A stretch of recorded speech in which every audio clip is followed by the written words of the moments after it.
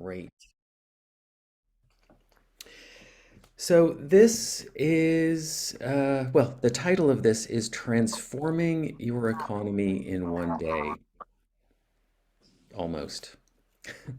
And the reason is because uh, myself and the other people who are presenting and contributing to this today have been doing things that I think can be summed up with the term participatory methods,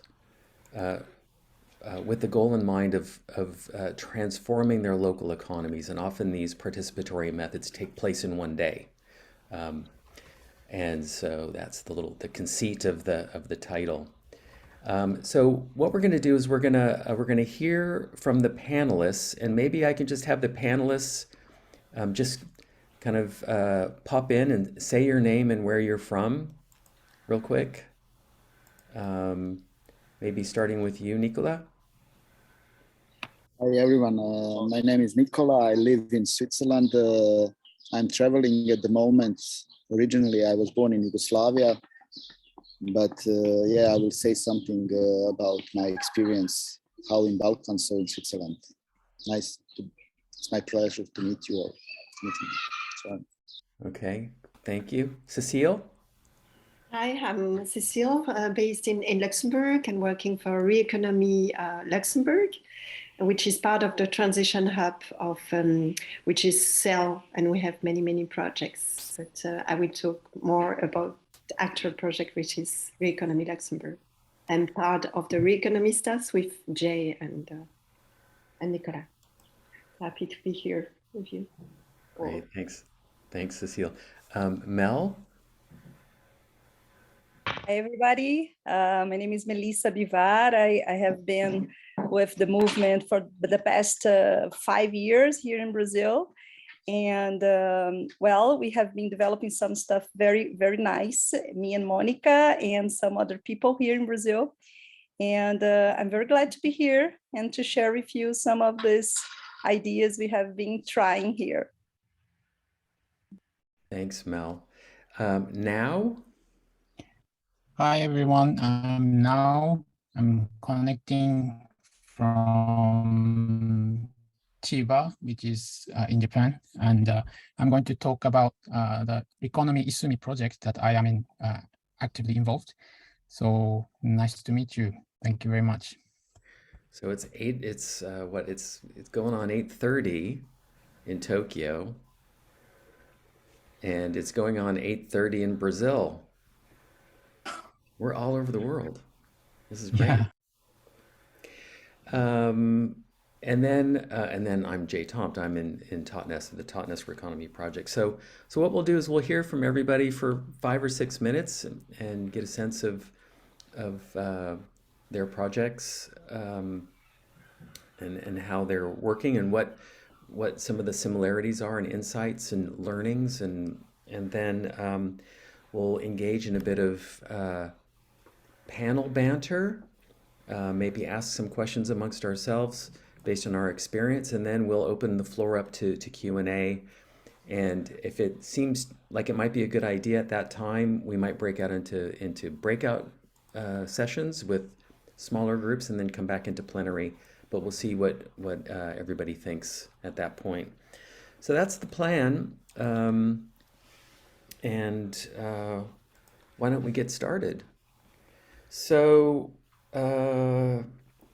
let's see, Nicola, if you don't mind, why don't we just take it in the same order, and you can go first? Is that okay?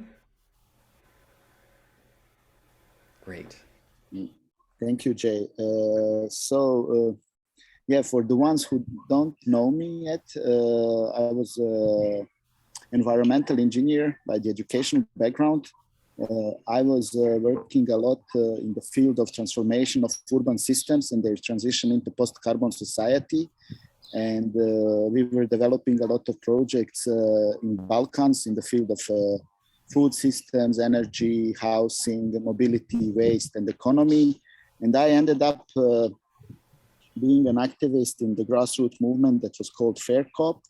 We developed Bank of the Commons, that was Bank Without Bankers. We had open collaborative platform, different social alternative currencies with environmental blockchain, environmental friendly blockchain that had proof of cooperation. And somehow I met Jay a few years ago, and I joined to Re Economistas and the virtual community of practice. And we had globally, I think, 60 communities, 60 local groups that were transforming the economy by using different means of exchange, mutual credit systems, and and I realized that Switzerland is actually the real hub. We have so many currencies that you cannot imagine. And in that sense, I started to work again with Balkan communities from Switzerland. I work at the moment on a project that is also kind of a platform, but what we connect is Bosnian diaspora with the homeland. And it's a project that is fully funded and initially started from the Swiss government. And what we are doing now is that actually we are connecting diaspora representatives, so us who live in migration, with local communities.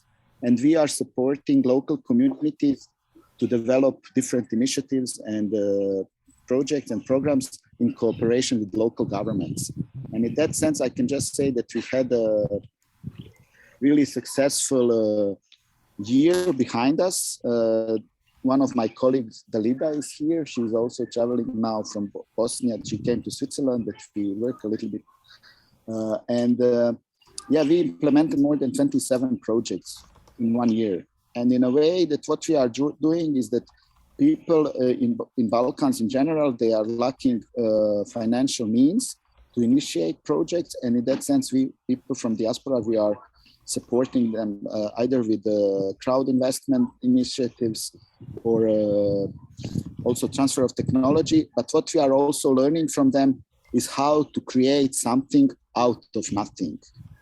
When I say that, I mean it. I explained it to Jay that in Balkans during the wars in 1990s, we survived. I mean, who didn't die from the bombs and from the weapons survived in a way that we managed to produce our own energy, food, housing, mobility, as I said. And in a way that now when we see what is happening with Ukraine and this crisis in Europe, many organizations from West Europe are calling us and asking us how they can adjust and adapt to newly situation.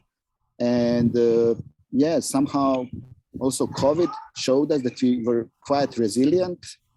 And I'm happy to be here to share our experiences. And I left already my contact details. So if anybody else would like to know more about these projects, and I'm willing to share a lot of presentations, documents. We are quite transparent in that way. And happy to connect with all of you. And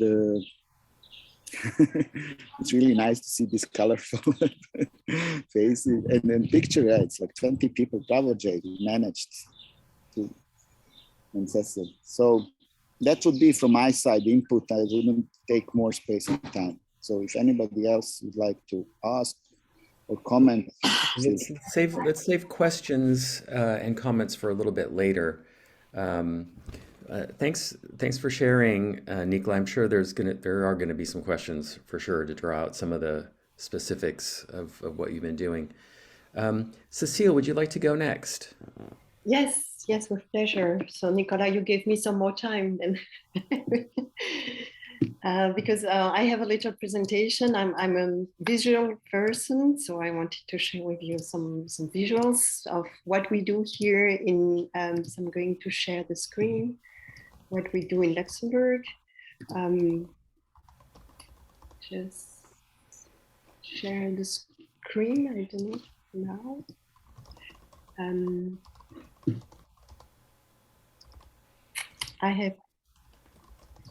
I don't know now how to do the sharing screen.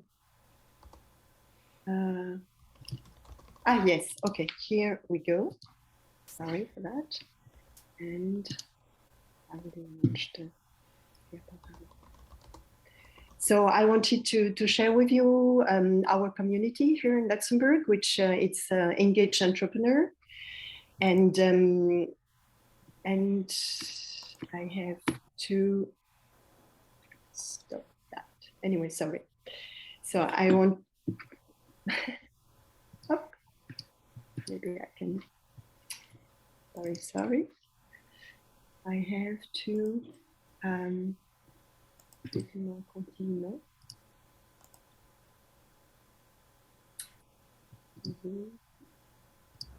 Okay. Computers, all this stuff is so crazy. Yes, because I wanted to share the full screen, but then it will start going on their own anyway. So that's the keywords of our community, which is based on collaboration, cooperation, mutual support, and so there is solidarity, and I will explain more with what means all those terms that we have here in Luxembourg. Celebration is also very important in our community. I think it's always important to see what worked, and then especially to celebrate it. So there is something that I wanted to share with you all. It's that we are really working on a we, not more on a me, which is being an entrepreneur. This is often the case when I meet entrepreneurs. They feel lonely, they don't have any support, and it's really hard to stay motivated. And that's why we build that community as well, to have to collaborate. And we used most of the time the CoDev, which I'm going to share with you what it means. And it's a tool of collective intelligence that works very well, because it's all that you have many brains, not only one brain to think, okay, how am I going to deal with my situation right now? And so we share in a community, and that can help the person. We have as well a cooperative of entrepreneurs. And again, you have that me and we, because most of the time when you are an entrepreneur, unfortunately, you have to do quite a lot. You should be you should do a lot of jobs, which accountancy, communication, marketing, and everything, and you can only dedicate yourself 20% of your project. What we are still on the working process with the COBs. We have already 12 people in the cooperative, and it's really to mutualize the services so that the entrepreneurs, they can help each other, but we do have those services among the cooperative so that the people can really work on their project and dedicate themselves more on what they do. That's also something that I started, and I still have to continue to develop. You can imagine that if I was quite stopped because of the COVID, because it was not, it's actually to go to the different places of entrepreneurs that work on their own at home, but it's to develop a platform where people can see who opens his apartment, where they have coffee, internet, and everything, and then we can work together. So we already did quite a lot of co-working session that way. I do as well the co-work cafe, which is we meet in a cafe, but at least there is a connection between us, because most of the entrepreneurs, they want to change as well from the location where they usually work. We also work with the process of the Living Lab. I don't know if you know, some of you, the Living Lab method, which is really to do with and for the community. And we involve as much as we can, everyone, which was the case. I'm right now in the building, which is an old carpentry of 3 floors, 300 square meters, and it's actually the community that did the whole work. I mean, they were involved in the renovation and to work on the process and everything, and it's still going on, and we work that way. So we have different groups, and we always ask the people who come here to work to co-work, or if they need as well the rooms here, they can actually be more involved, and they can use the old place. That it's not our place, but it's the place of everyone. I told you about the CoDev, so that's really amazing tool. It's in 6 rows, and it's really a process. And this is when anyone has a situation and cannot go further, or even a person who have an idea, doesn't know how to develop it, just like it's a premise, and they said, okay, I have a great idea, I don't know how, what I can do. Then I'm not going to go to all those steps, but this is just visual of what it's about, the co-development. The keywords of those sessions, it's really to be empathy and really attentive listening as well. You have some people who wrote afterwards what they had from those meeting and session. I like the one of its ideas without boundaries, because it's true that many people come with other ideas. So it's really great. We have some pictures of the difference. So the events, we tried as well to retheme our event. So this is also something I can suggest. We did a forum, which is, we let the participant, my advice is let the participant organize their own event. And for the well-being forum, that was the case. The people that were going to be and do workshops were actually the organizer of the forum, which usually it's not the case in the actual system, if I can say so. And the Conscious Entrepreneur Christmas Market, we did 2 editions. And what was interesting is that at the beginning we thought, okay, we have 7 tables, we can put 2 people at least, because they were huge. Let's put 2 people per table. And I wasn't happy with that. I said, no, I think there are much more entrepreneurs that need visibility.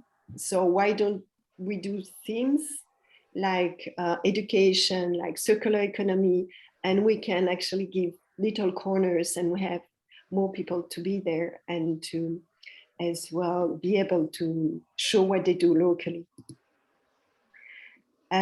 Be inspired, of course, and replicate events that are in other countries. This is also the reason of our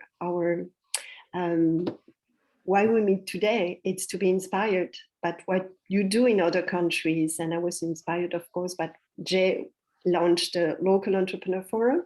We did virtually a Translocal Entrepreneur Forum. And this 31st of May, there was an event around the financing options, but in the afternoon, we did a little Local Entrepreneur Forum, and Jay was actually with us. Thanks again for that.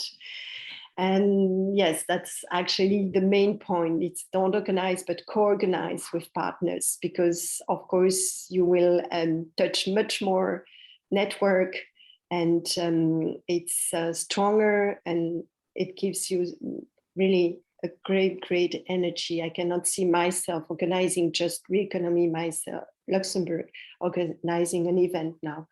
I need more people. I think it's much more fun as well. So that's a little quote, but I know maybe some of you knows it, and I don't want to take too long neither. So that's for me, Jay. Amazing. Thanks, Cecile. You guys are doing lots and lots of things.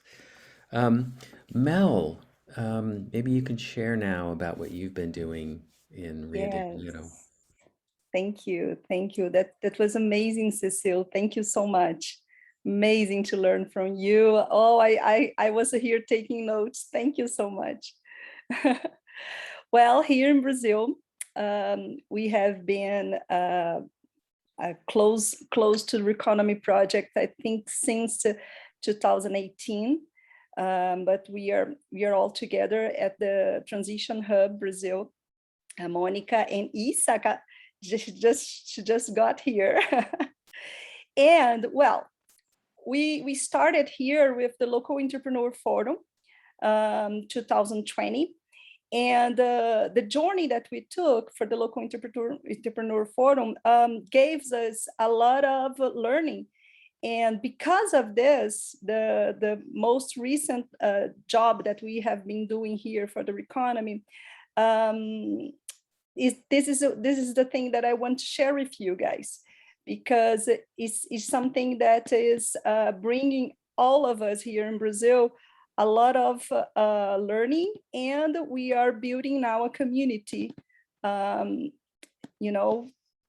just to understand how can we do that together in a better way. Let me see if I can put in here.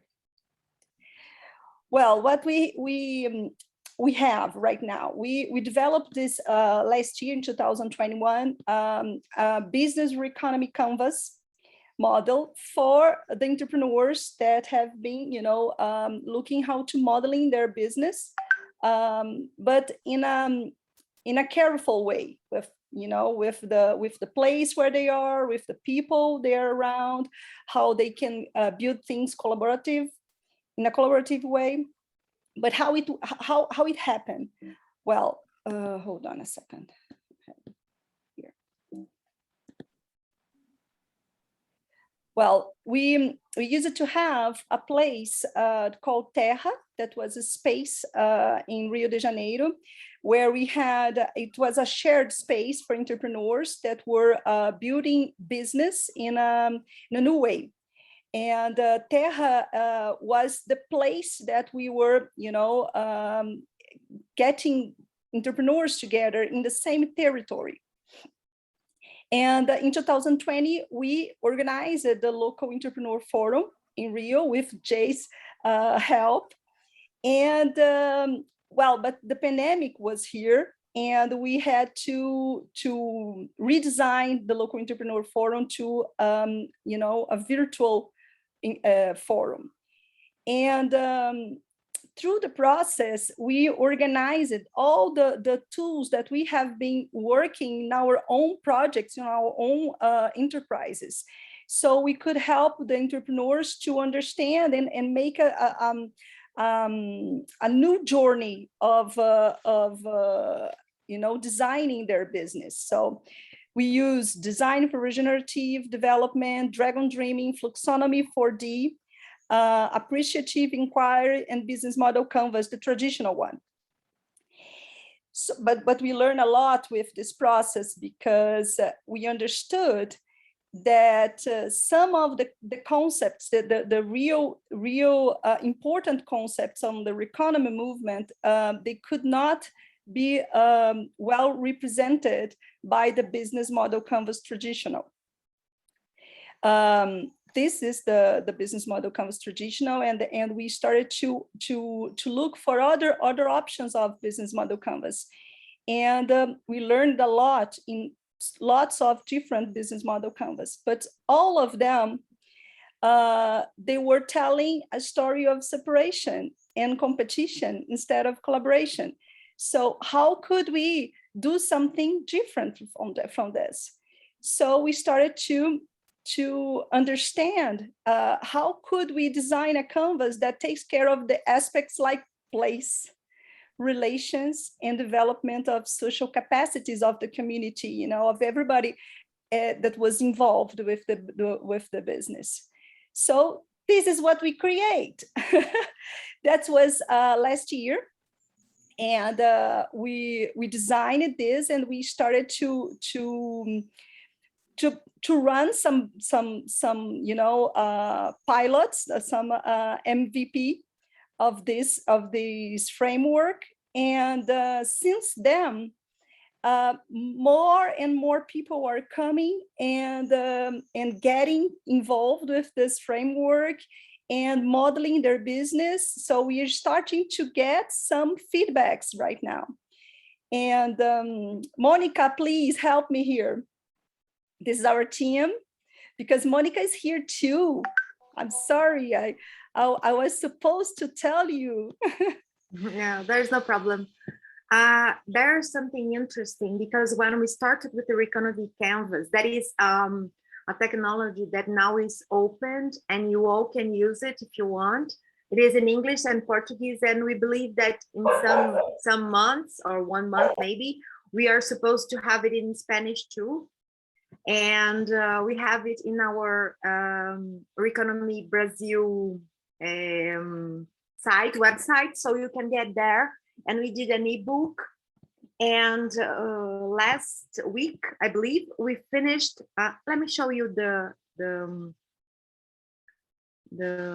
website so you can find it here.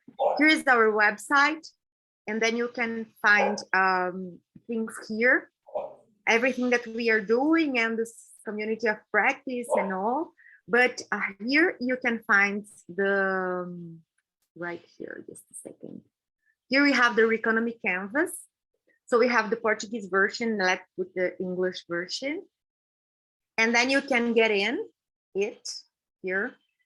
Here to start, and here is the ebook download. What we did, we were thinking that maybe people can do it by themselves. So we did this like questions that can help you to fulfill each one of the, you know, the little boxes that we put in. The difference here, I think Mel was sharing, was that we put things that are important to our economy movement. That's like territory, how to localize it, how to look to the territory, and another things that are, when we start in the canvas, you start with the business, not thinking about where it came from. But for us, the thing that is important is to start by the purpose. Because if you start in the purpose, you are connecting what you do with yourself. So people can develop their own business by what they really think about and what they really want to do in the world. So we start in the purpose, and then we go to the territory and see what the world needs.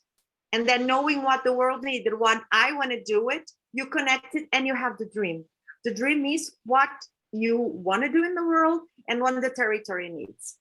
So, and then we go on and they'll go to the value proposition that has this connection. But and then we go and this 4D resource mapping. I think that is one amazing thing that Melissa brought to the process. That is how you look to your resources, not only in money thing, but thinking about what you have in your beliefs, what you have in your formation, what you work with, what you have of connections right now, and what you have in places that you can use, not to buy another one to do it or something like that. And so people said that when they got to this place, they look and they think they have abundance of resources. And they thought they couldn't dream because they don't have money, but now they look that they have lots of things they can dream about, you know. And so this is something that made and Jay asked us to say how people come to us to Reconomy project, and we believe that's that. When we show them that they have more resources than they think about and than they believe they had. So I think this is the journey that we brought to people. And then people start looking to this and asking us, how can I help another entrepreneurs to think this way? And then we started the journey that we finished last week, right? Now, 2 weeks ago. That was about people that can help another entrepreneurs to go through this journey. And I don't know, I think that's it, because if you let me speak, I speak all day. Okay, so That's true. So we are now here in Petrópolis, where I'm living right now in Rio de Janeiro. We are modeling a local business here in Petrópolis called Viveiro Muda Tudo. It's an Atlantic plant, let me see, Atlantic forest plant nursery here. And we are now trying to find a way through the Reconomy Canvas how they can have the financial support that they need you know, so it's going to transform in a social business with the help of the Reconomy Canvas. This is what we are doing right now, and the community is getting together to sustain this idea of this business, this local business. That's it, folks, for now. It's like Monica said. Amazing. Thanks for sharing. And Monica Picavea, everyone. I'm sorry I didn't introduce you earlier. So from one amazing story to another, now Suzuki has have been doing similar but different and unique things in Japan. So now over to you. Did you want me to run the presentation for you now, or can you share your screen? I can share my screen. Okay. Okay, so yeah, I'm already blown away by your presentations, and it's been so inspiring. So yeah, anyway, let's start.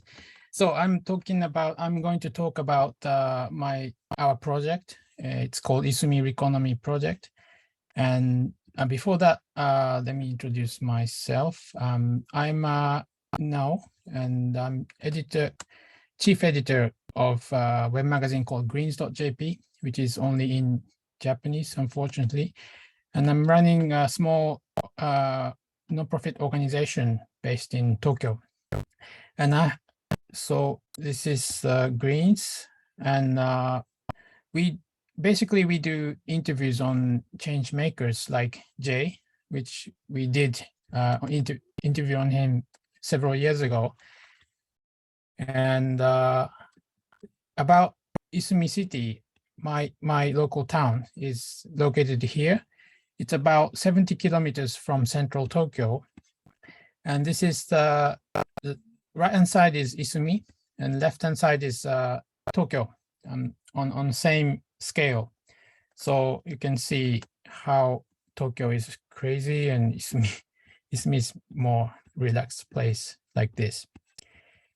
And recently we have delivered article on our town and about try and error of Isumi City to provide organic and local school lunch for all compulsory education.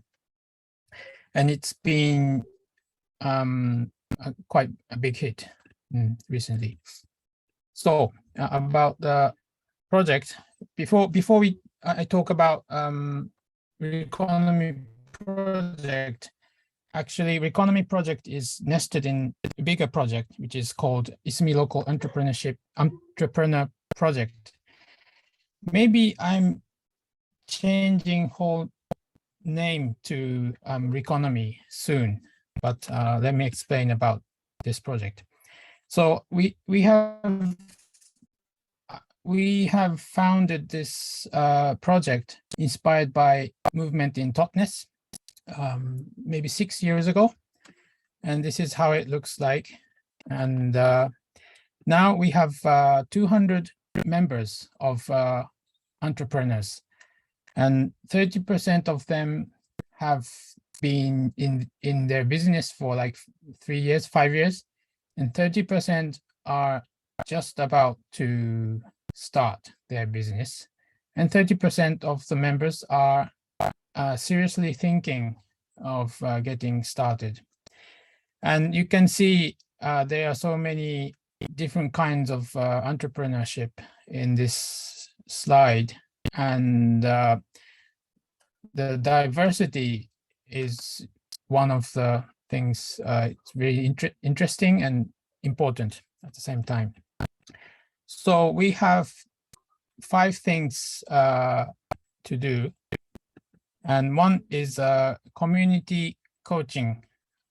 So every month we get together and we divide into a group of 5 or 6, and then each member will talk about the current situation or difficulty of themselves. and rest of the member will just ask some questions. Sometimes they can give an advice, but basically they just ask questions like, what do you really want to do? Or do you need help? Or something like that. Simple questions. And then most of the time, people will come to solve. They have a they are capable of doing it, but sometimes it's really difficult. For example, one of the participants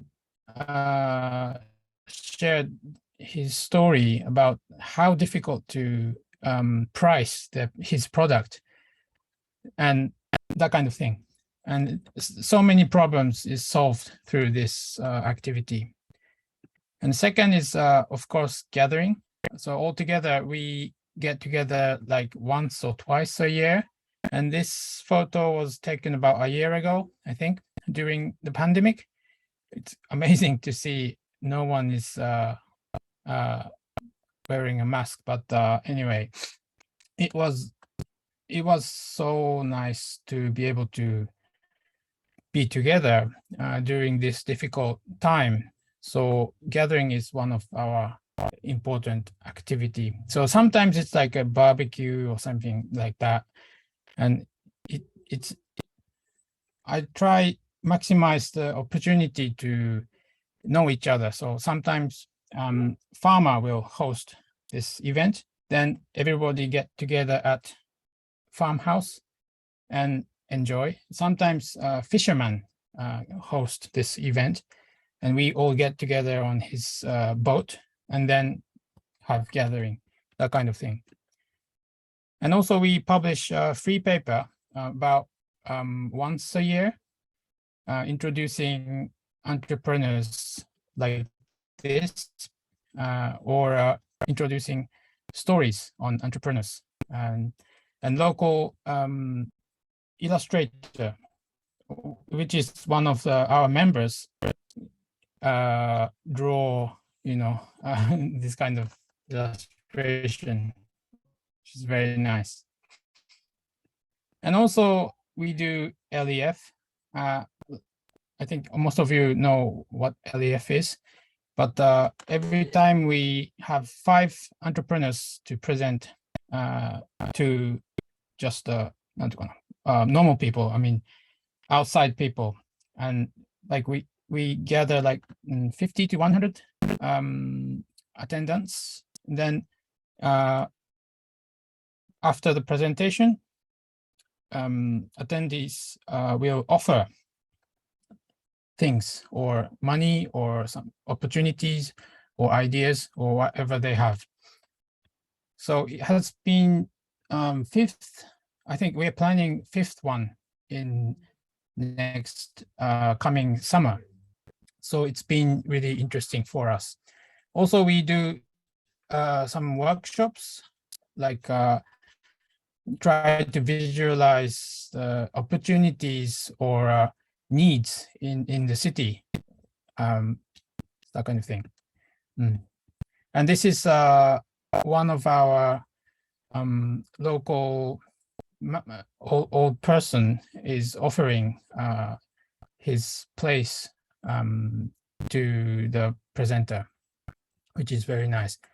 And we have several places. One lady gave a presentation, and one man said, "You can use my old house, which hasn't been used for 30 years, and it's a former post office." So she turned that post office into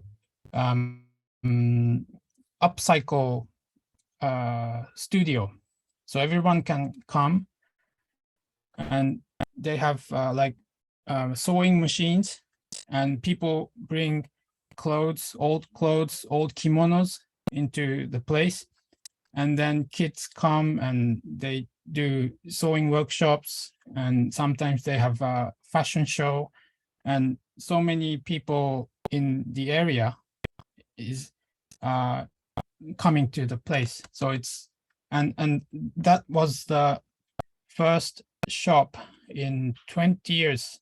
There is a ghost town, you know, in the central Isumi area. There are 4 streets which has no shops. It's closed. But this was the first shop opened in like 10 years, and everyone got excited about that. And now there are second shop opened in front of the upcycle studio, and then the third one opened recently. So the dead shopping street is revitalizing now. Yeah. And also the newest project is economic blueprint, which is also inspired by Totnes blueprint, economic blueprint. And just like economic blueprint of Totnes, we are trying to visualize the real state of our local economy through research and documentation.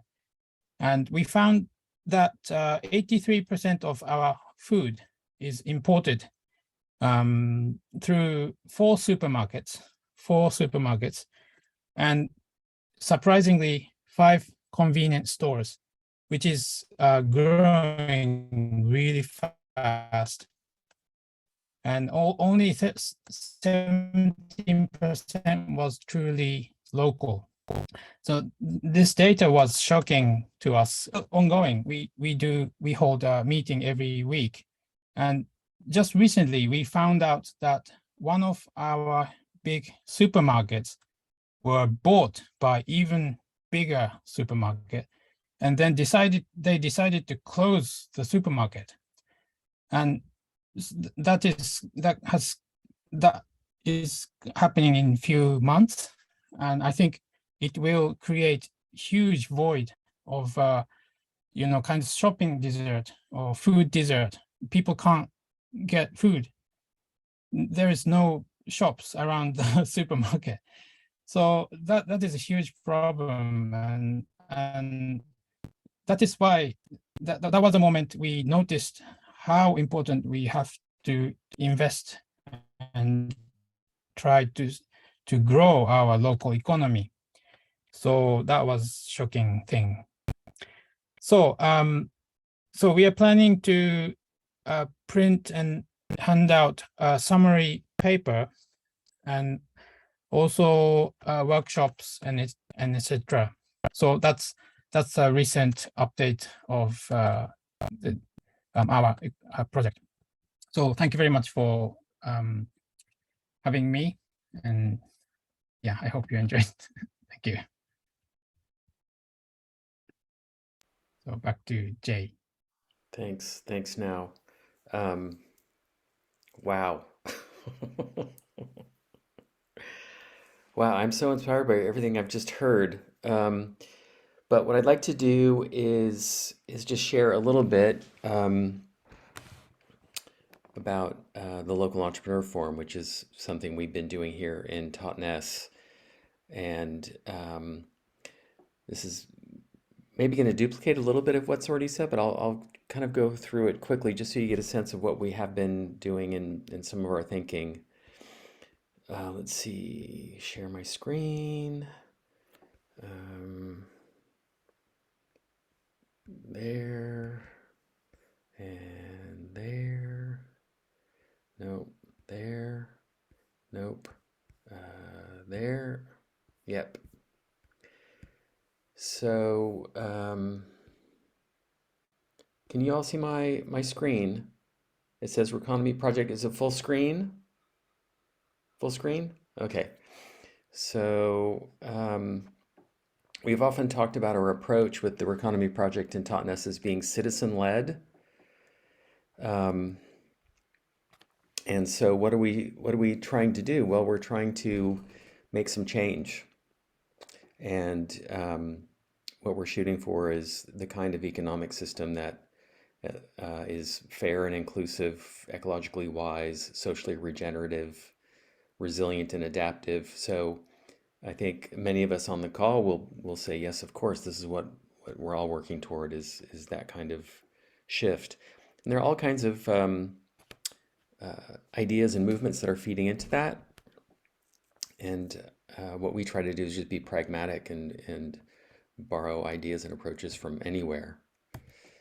The most important thing for us, I think, is this question: how can we create the conditions for new economic actors, relationships, and models to emerge and flourish? So our starting point was, how can we think about this as systems thinkers and doers, and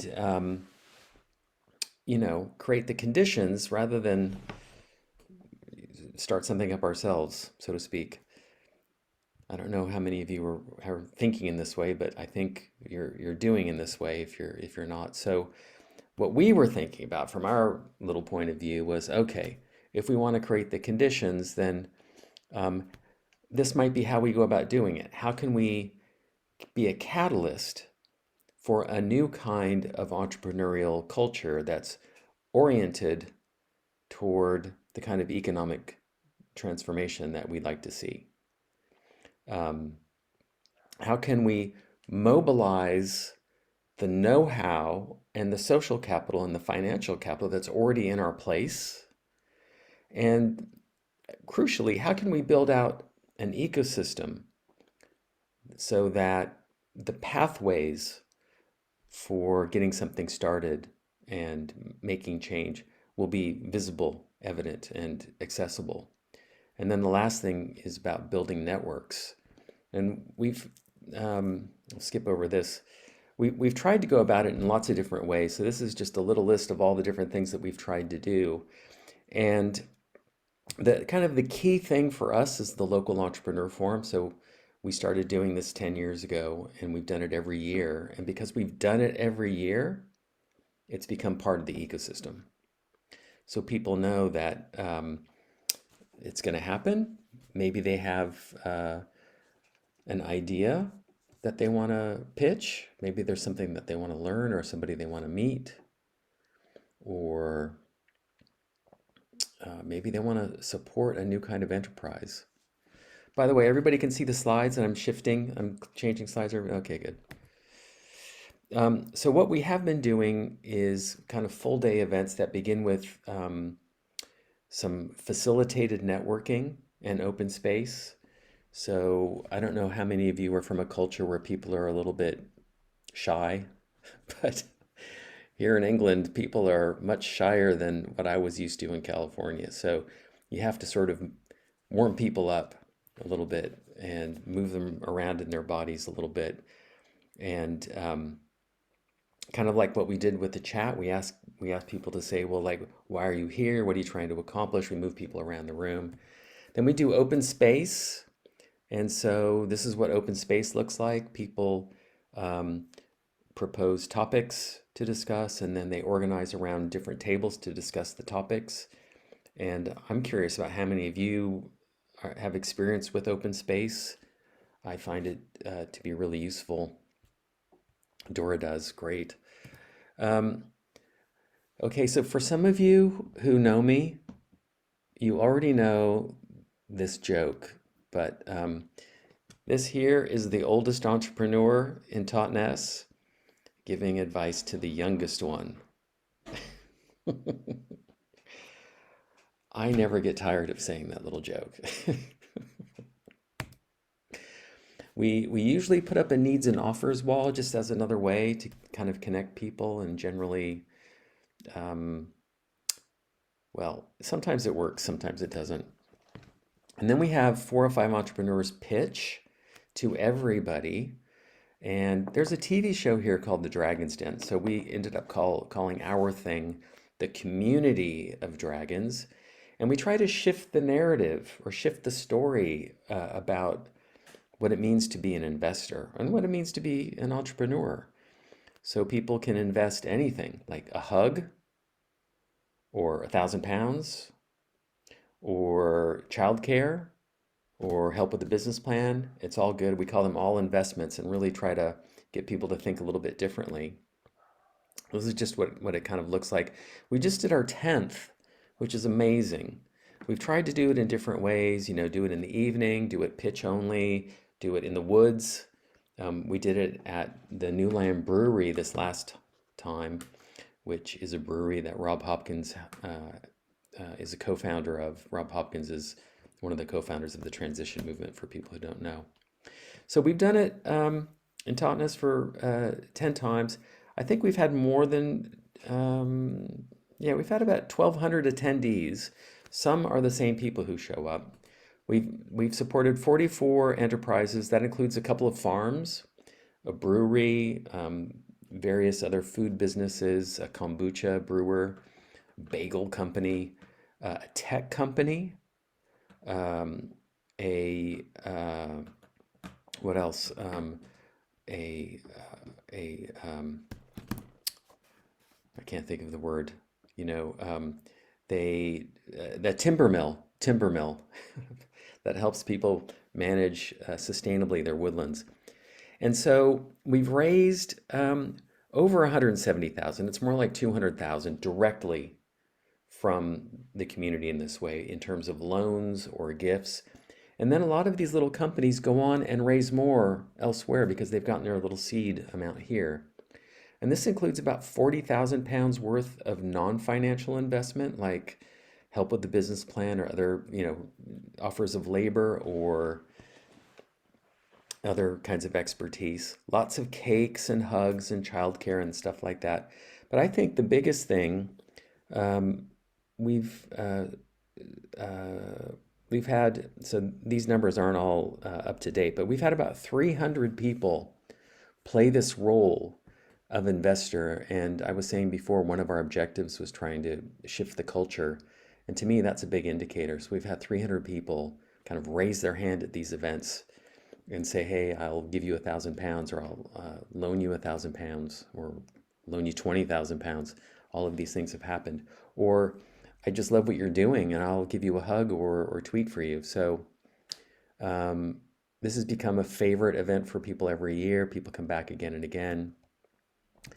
I'm not going to go, I'll just share this one. This is a very old slide now, but one of the things that we didn't anticipate or plan is that all of these little companies would become connected with each other. So this just shows some of the connections. All these little circles are people who have pitched. I think this is about 5 years old now, this little diagram, but people got connected with each other and started collaborating in ways that we never could have anticipated. And this has really added a measure of resilience into our local system. So I think I'll just stop there. I think, one of the things that we've identified where we are that works is using participatory methods, as I like to say, participatory methods. Things like open space, or doing a lot of the things that you guys have talked about. We haven't done all of those things. We've done a couple of hackathons, but the things that invite people in and invite people to give something of themselves, not just to show up for an event, but to show up for an event and share or learn or participate in some way. This seems to have been a real key for us that we've been able to build on. So I guess in that regard, if I could just open it up, this question to the panelists, what do you find to be the secret to your success in getting people to participate? And any of you can just pop in or raise your hand, and I'll recognize you.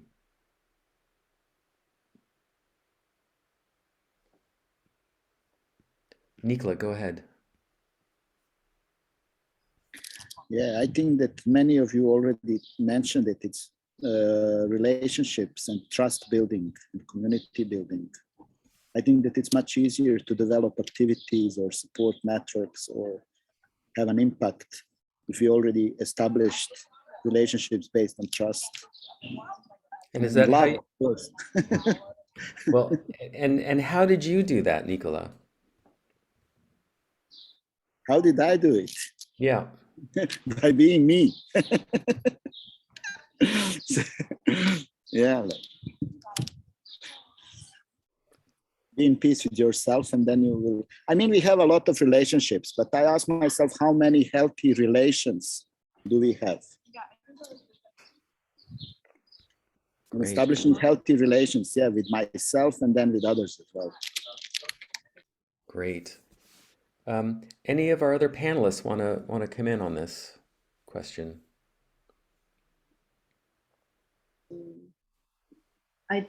I don't know if you see me, Jay, but anyway. Yeah, go ahead. But yes, no, it's quite, I agree totally with what just Nicolas said, but I will add as well, of course, in Luxembourg, it's a small country, so which is much more easier to connect and to know another person that know another person, that, and it's all that network that makes also the event.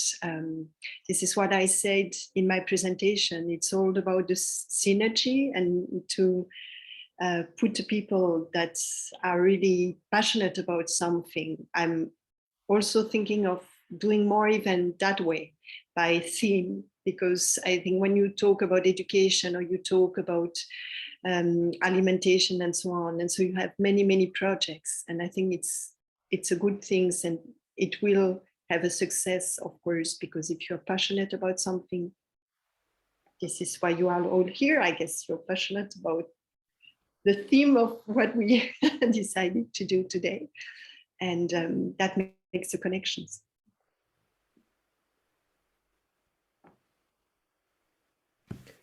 Thanks. Now, I wonder if you can say something about this, because my impression of Japanese culture is that um, people might not be so willing to share in the ways that they have shared in your in your events and your projects. Am I wrong about that, or maybe you could just say a little something about that? Well, at the end, I think Japanese people is not different from other people. People want to be connected, wants to be included. There is no difference. But in society, I think this is a global thing, but there is very little chance to really be yourself, or to be heard, or it's really tough to find that kind of place in your normal life. So once I create the place where people can feel it's really safe to say anything, or sometimes they can express their dream, or sometimes dream will be criticized or laughed, by other people. But this place, you can say whatever you want, and that dream encourages other people, or other people will say, okay, let's do that, that kind of thing. So creating safe place is a very key thing to start. And since there is no little chance of having that kind of place, the safe place itself is already huge asset, or a huge points you gained. And also I always utilize event. It's called green drinks. Have you ever heard of green drinks? Green drinks is a really good method. People, you can just name green drinks, whatever your name of your town, then hold an event. And maybe sometimes it is vague. It can be, anything. Green drinks means many things. So it is good to be vague at the first point. So green drinks, your name, city of your name, then, and that is a very good way to find interesting people in your town. That is my recommendation. So that leads me to what I think is probably an obvious question, which is, and this is for everyone on the panel, like, how do you get started doing this kind of thing? So I think you're saying green drinks is a great way to kind of bring people together and get acquainted. Mel, we were just having a little chat about this the other day too, about you've just moved to a new town where nobody knows you, presumably. So Yeah. yeah, how do you get things started where maybe there isn't fertile soil already, or where you're not known? Yes. Yes, it was. Well, when I got here, the first thing I tried to understand was how people were getting together, thematic, well, in a working for something that makes sense for them. So I got a friend here in the town that introduced me to the WhatsApp groups. So I started to get in the WhatsApp groups and understand what they are dialoguing about. So they were talking about regenerating areas that were devastated by fire. This is very common here. I live now in a place we have lots of forest, but we have lots of agriculture too. So we have those areas that are completely devastated. So people are talking about this, talking about rivers, and talking about education. Those were the three. Garbage too, and how could we be working with our with our trash. And those were the main themes that were going on. And well, I started to having conversations with these people. We started to meet one by one, and getting close to them. And in the first opportunity we had, the transition launch here in Brazil, that was online. Some of them came together because they felt like it makes sense for them too. So then we start a local group here, that's a transition group. And one of the topics we have very, very strong is the economy project here. So, but we still, doing things in the beginning. So that was very inspiring to listen to all of you guys, because we took a lot of notes, me, Monica, Isa, and we are thinking about things that we are going to do here. We're going to do in São Paulo, and we are going to help people all around Brazil to get here with us in the economy project and spread these ideas around Brazil. And there is something I can share that we feel that is happening, that people is not very happy with the way things are going on economy.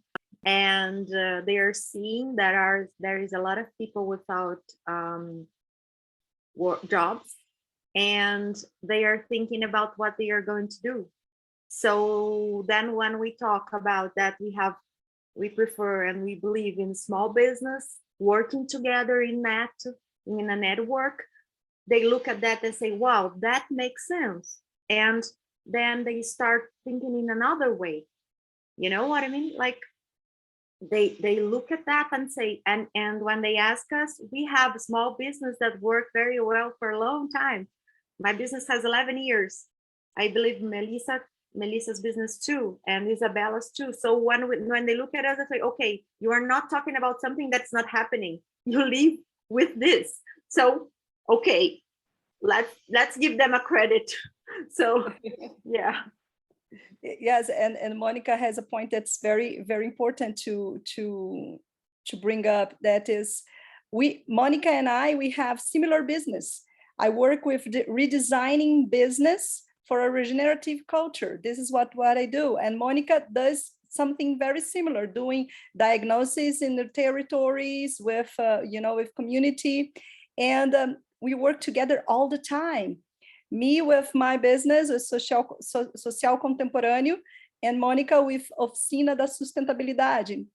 And we are always together doing new projects. Yeah, and we were supposed to be conquerors, right? Yeah. We were. So you were competitors and you joined forces. Yeah. Nice. Yeah, that's it.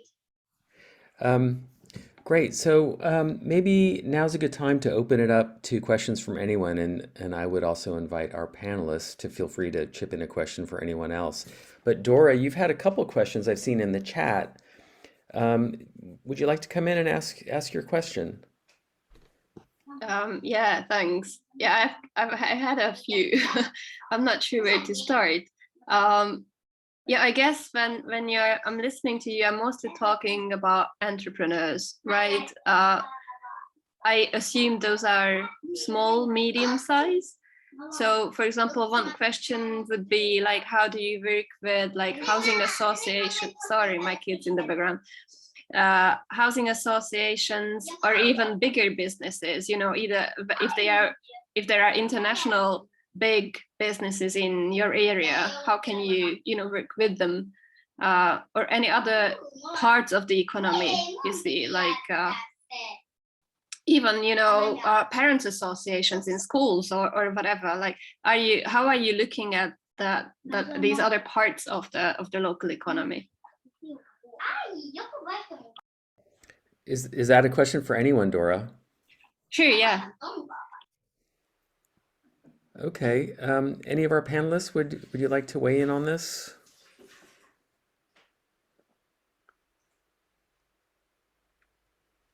Well, I will say a little something, which is in our case, and maybe this is true in some other places, because this has been a bottom-up process where I think probably most of us see entrepreneurship as a way to make change in the local economy toward models that are more regenerative. You know, dealing with existing companies is just kind of low down on the list. In my own experience, I found that trying to work with existing companies who are not already moving in this direction takes a lot of time and a lot of effort. It's almost easier to start something else up that can put competitive pressure or create a kind of attractive force, let's say, for change. So if you know, if there's somebody out there who's doing something better and greener and more regenerative and is becoming more successful at it, well then, maybe I should do that too. That's my theory. But one of the other things that we've seen here is that as we've been developing this kind of stuff from the ground up, bigger organizations are getting interested. So my colleague Chris is here on the call from Torbay, and one of the things that we found is that by working in this way, we've been able to gain access to the leaders of the local council and other big organizations in the area. Now, they're not so willing and able to change, but they're willing and able to engage and are beginning to make the effort. That probably wasn't a very good answer from my point of view. Any other panelists? Or Chris? Monica. I'd like to say something. We used to work with many people, and what is interesting from that happened this year, that was people from some entrepreneur organizations that work with another entrepreneurs and big companies are asking us how we do the economy and how we help people to develop the small ones. And so we used to say that, and another thing that is really, really crazy here, you know about our government, right? You know our president. If you don't know, don't worry about. We hope next year he lives. But and he is a strange person, and he doesn't believe in many of these things. But there was something very interesting. There is somebody from the government that asked us to give a proposal to help her. This girl that is from the development secretary, and then she asked us to help her to develop a project inside the government to help small business to grow inside the little cities, and this was amazing. And that's something that we believe too, that inside big companies and this kind of government, there are people that believe in this, and I believe that things are made of people. So if we can help them to spread this kind of idea inside something, maybe we can make flourish inside this. So when Buckminster Fuller say that we don't have to fight with the old, we have to build the new until the old get unnecessary. I think this is the place where we should be. I don't know. Now, did I see your hand up? Oh, I said I did this.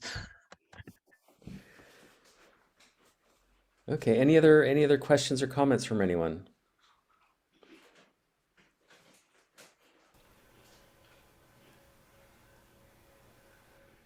Jean-Paul.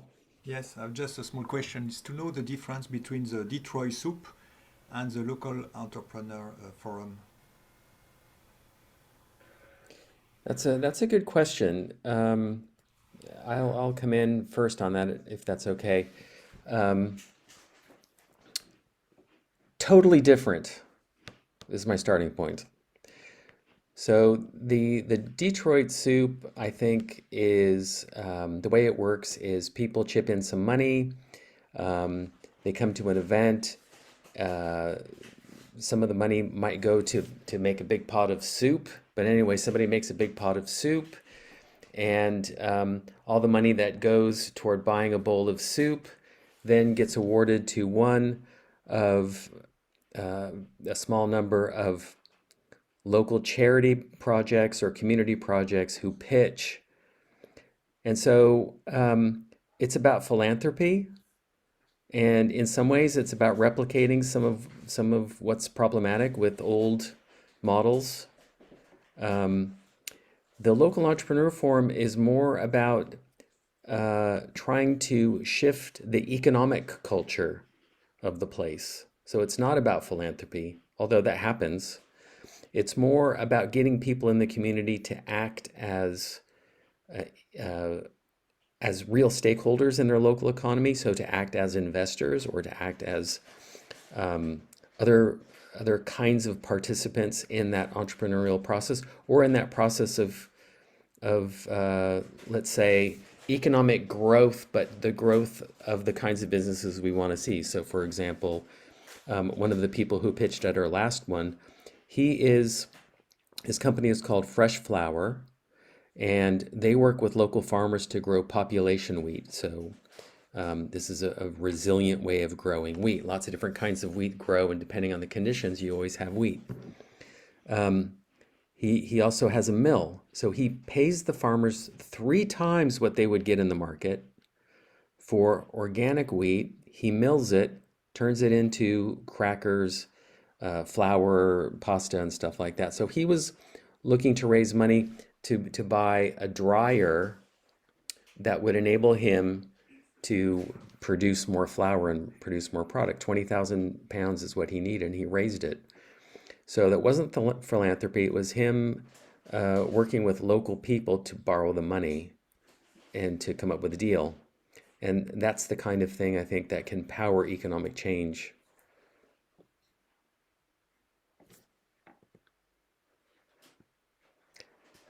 Anyone else on that topic? Carrie. Hi, yes, I also think, so this is really interesting to me because I've been coming at it from a point of view of community wealth building. Well, that was my understanding before we had the talk today, which is very much aimed at anchor institutions or council to reorient their supply chains towards local independent business and generate the economy from that. So keep the community wealth instead of giving it all to Amazon or Starbucks or whatever. And I also think, coming back to your point associated with it's a community of people who just want to get things done. And then if you actually involve the council or you involve bigger groups, then it puts people off because they're thinking, oh, it's going to get sucked into a government organization or a this or a that. Whereas actually, if you can find, this is what I'm hearing, if you can find a group of like-minded individuals who are fed up and just want to get something done, and in that group, you've got people who actually can help you from I've done that before, I can help you on the next phase, or here's some money to achieve what you want to go and do, and then empower those individuals. And then they become a collection of individuals to be able to go and do those things. That's how change happens. And that is what is then going to feed into the, oh, hang on, there's this movement over here that's happening. And, you know, the bigger institutions kind of want to have a pitch or a play on that side of it. So I think it's what everybody's been doing. I think it's really fascinating because I'm coming at it from a point of view of somebody who's got an idea and I'm desperately going out there trying to make it happen because the community of the entrepreneurial spirit isn't where I am at the minute. So I'm thinking maybe I'm tackling it wrong and maybe I should just get a group of people together and we've all got ideas and we can see how all of those ideas can help happen. Great, thanks for that, Carrie. Dora. Yeah, I just have a kind of a follow-up question to this because most of the presentations included already at the beginning of the projects and things, gathering somewhere. So I'm curious to hear who provides that space, you know, or who provides the resources for kickstarting things. I know if you start small, that's fine, but I have seen images here where there were loads of people present. So that's what I'm thinking when I'm thinking of the role of the council, for example, like they own property, right? That should be provided for the community free of charge. So I'm also thinking like along these lines of you know, like what are the resources already available in the community that can be used to advance this kind of thinking and going forward. So I'm just wondering at what stage people started needing, you know, extra resources or something, or how did it come about? That's a great question. I heard a few people kind of say, well, this is all about trying to do something or make something out of nothing. So I think many of us maybe started from nothing. Who would like to field that question? Anyone? Cecile, go ahead. Cecile and Nicola. Yes, from the point of view as I'm coordinating a community of entrepreneurs, of course, it's not only entrepreneurs. At the beginning, it's only citizens that they have ideas and they come either to me to do a CoDev session and from there to see what kind of synergy. This is something I doing more and more. It's to see what are other projects already there, especially again in a small country. Why should do two people doing the same things? Mel and Monica were saying, or you know, competition. But in the end, you see, you can. It's not about competition anymore. It's really much more about collaboration. This is what we did at the Christmas market. It was like to put the people next to each other, even if they were doing the same. So in the end, it's a lot about energy and vibration. Someone have the same project, but different people will go to one or another. So for the question, Dora, it's doesn't matter, you know, at which points you are. In the end, there is always a structure, especially, I mean, we do have a big ecosystem here in Luxembourg where you can go to the House of Entrepreneurship, to the startup. There is the House of Startups. We have the NewCo program, and we have thousands of possibilities for the entrepreneurs to go and ask and develop their projects. So I think it's our community didn't you know, it didn't start it like that. It was few people with some projects and they connected. And I don't know if I did answer your question, Dora, but this is how I think we can also change our society. It's more synergy, gathering, and you know, exchanging as well the way we do in different countries. This is what we would like to do more with Economistas as well. It's, you know, how you do in your countries, everyone here, and how we can get better. Nicola, you used the words making something out of nothing earlier, so maybe you have something to add here.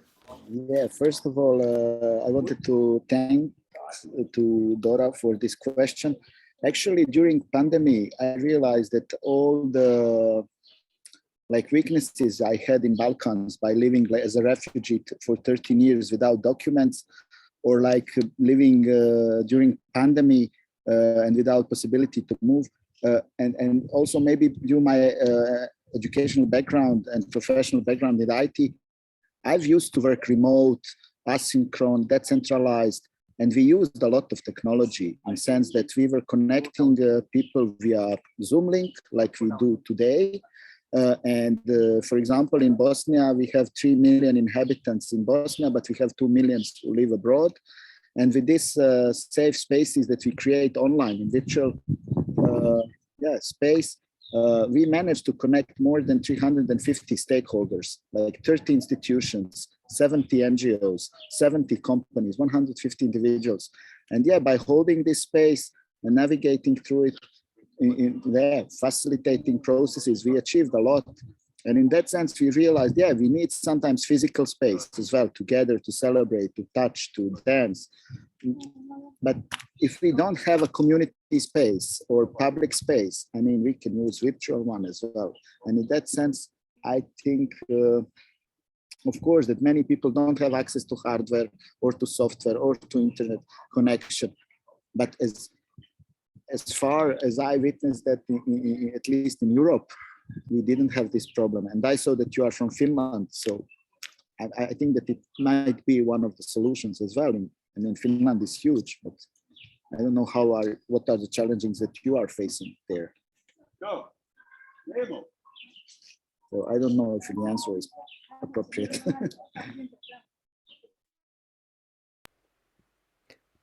Maybe I'll just add one more little thing, and I think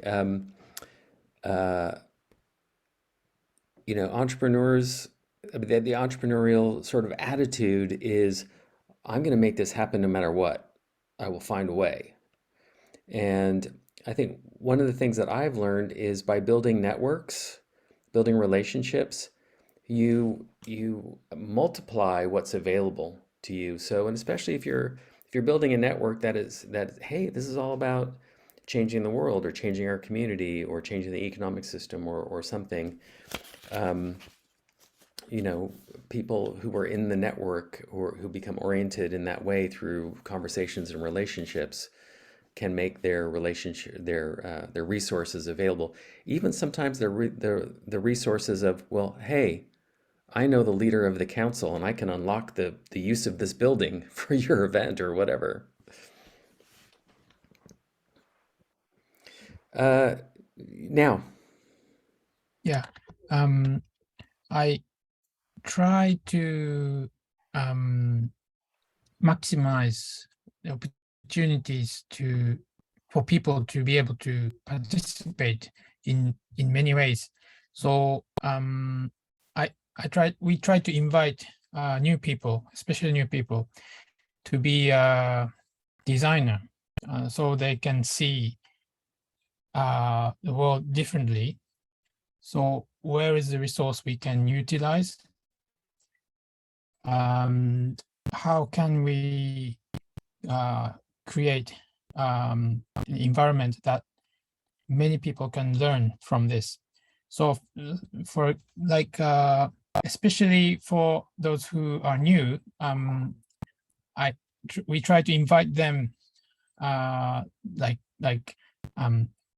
so that they can, sometimes they came up with an idea, maybe he just started new place, new hotel as a startup.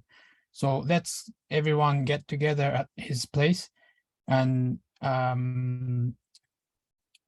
to become a evangelist of his new business. So that kind of thing. So we utilize every single possibilities to know each other. How can we maximize the opportunity in that way? So resource can be found creatively, I think. That's my answer to that question. Thank you.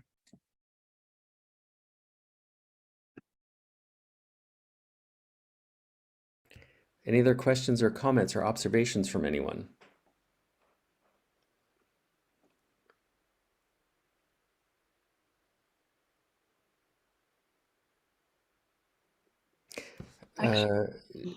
Jeanette.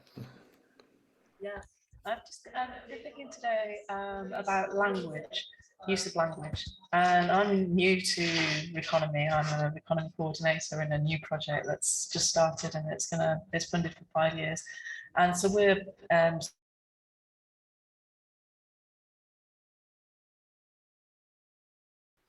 Oh goodness, that was bad timing. You've just frozen. Can you hear me now? I can hear you now, yeah. Yeah, it does say my internet connection is Your unstable. microphone down. Good thought. Perhaps that's better now. So yeah, I'm new in post and as a economy coordinator, and we're setting up the comms and marketing material, and also working out how to describe my particular role. And so I'm writing for local press, blog posts, and I'm wondering about what you have learned about the sort of language that you use and how to make terms that are unknown locally, for example, reconomy, regenerative enterprise, how to make that a thing, or how to use alternative language to make that relevant to particular audiences. And also in using text, I mean, I understand that all the resources that you've developed are open and shareable, but what about text? There are things that people here have explained so well already, and I don't want to be reinventing the wheel, and how we can support each other as economy is spreading to explain it better and more, but also, so I'm trying to get a balance between not reinventing the wheel, not expending resources unnecessarily, but also making it place-based and resonating locally to local communities. So any thoughts around those issues, please, greatly welcomed. Well, great question. Where are you based, Jeanette? I'm in Lancaster, in the Lancaster district in the northwest of England in the UK. Fantastic. Any of our panelists or anyone else want to field that one?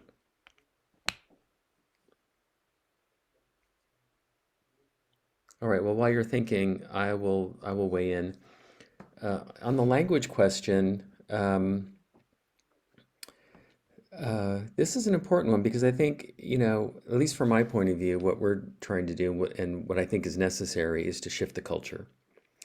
And so that requires some storytelling amongst other things. And the language we use will resonate in certain ways. So if we frame things as alternative this and alternative that, I think that will resonate for some people who identify with everything alternative. But surely what we want is for what we're doing to become not the alternative, but to become the default. So what I'm interested in doing is reappropriating some of the language that is out there already and making it work for us. So for example, the word entrepreneur, let's use it, but let's redefine it. So the kind of entrepreneur we need today isn't another flippin' Elon Musk who wants to go to Mars. We need more people like Myrtle Cooper. Who's Myrtle Cooper? Well, she's somebody in Totnes who started up a foraging business. So so the kind of entrepreneur we need now in this historical moment, and then what does it mean to invest and to invest yourself in the kind of world that you want to see, in the community you want to live in, and the kinds of businesses you'd like to see, and what's your return on that investment? A better place to live, you know, a better place to leave to your children. So this is the way we like to talk about those kinds of things. And as I often like to quip, you know, why do so many of us in this movement feel like we have to rename things like organic food and biodynamic food and, you know, green this and sustainable that? Why don't we just say there's food, and then there's chemically industrial produced food that destroys the soil and the planet while you're at it? So we can reframe things in that way. I think we're ahead of the game a little bit. Anyone else? Jay, did I tell you that I love you? Oh, Nicola. I love We you. all do. Oh, come on. I love you back. In terms of reusing texts and things, I think, you know, if you go to the reconomycenter.org website, there's lots of stuff there. There's probably stuff on the, you know, our, I'll just put some things in here again. These are the links to all the Reconomy Community of Practice resources. We just developed a nice little manifesto.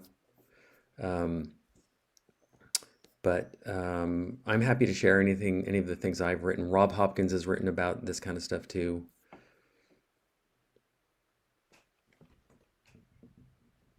Anyone else? Any other questions or comments?